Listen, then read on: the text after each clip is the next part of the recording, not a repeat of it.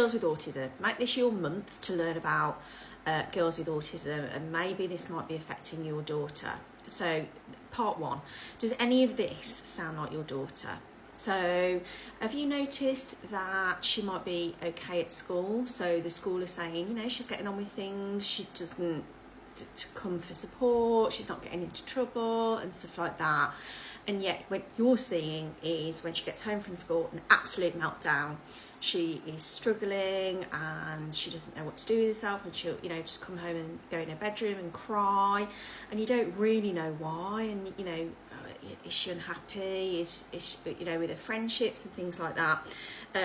This can be a classic sign of sort of having a meltdown because she's had to keep it together all day. The difference between girls and boys with autism is that boys are much more likely to express it in an outward way, so in their behaviour, whereas girls do not tend to do that, and that's why a lot of girls get missed with autistic traits. So the stress of just being in school for the day can be overwhelming, and so then by the time she comes home you're seeing the meltdowns. Okay, does she struggle with change?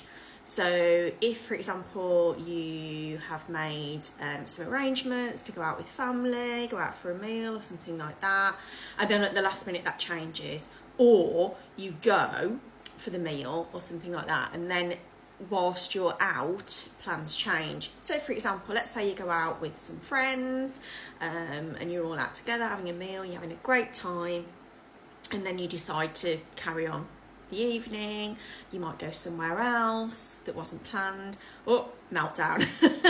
This is like something that we see quite a lot. So are you seeing meltdowns when you change things that were one way and now all of a sudden they're another way? Because that's another autistic trait. Okay, and finally in this part, are you seeing that she doesn't want to socialise? So for example, you might see her with her friends and think, well, you know, she's getting on okay, she's got nice friends and she seems happy and bubbly and those sorts of things, and then she'll be saying to you, I don't want to see them, I don't want to go out, I don't want to do anything, I just want to sit at home. Okay, and this may be because her social battery is very, very drained.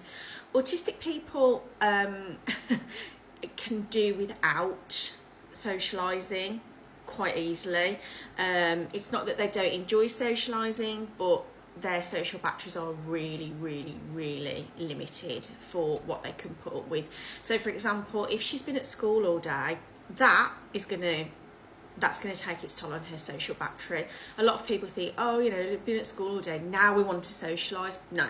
So for somebody with autistic traits or an autistic person, that can be really difficult. So any of these things reminding you of your daughter, and check out part 2 and part 3 for more information.